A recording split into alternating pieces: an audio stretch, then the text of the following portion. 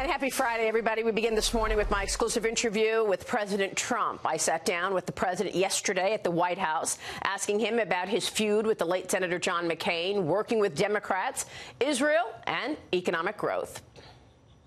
The world is slowing, but we're not slowing. And frankly, if we didn't have somebody that would raise interest rates and do quantitative tightening, we would have been at over 4 instead of at 3.1. And the Fed said this week, actually, signaling that we're not going to see any more rate hikes this year. Do you think you influenced that decision partly? I don't know. I mean, look, I hope I didn't influence, frankly, but it doesn't matter. I don't care if I influenced or not. One thing, I was right.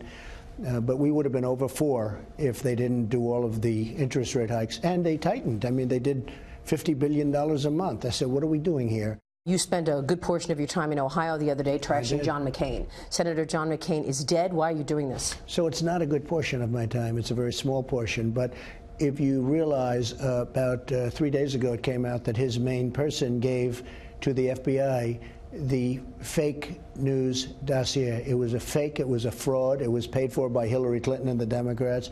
They gave it to John McCain, who gave it to the FBI for very evil purposes. That's not good. And the other thing, he voted against repeal and replace. Now, he's been campaigning for years for repeal and replace.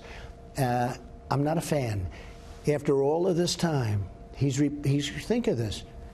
Repeal and replace. We would have had great health care. But, Mr. President, he's dead. He can't punch back. I know you punch back, no, but he's dead. I don't talk about it. People ask me the question. I didn't bring this up. You just brought it up. You asked the question. Well, you talked about it this week. You asked me the question. When I went out yesterday to the scrum, they asked me the question. When they asked me the question, I answered the question. But you people bring it up. I don't bring it up. I'm not a fan.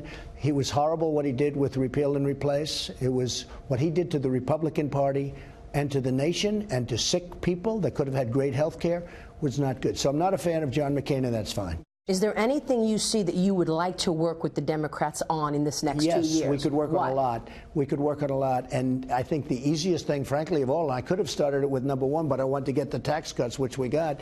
The easiest thing is infrastructure. They want it. I want it. I spoke to Nancy Pelosi about it the other day.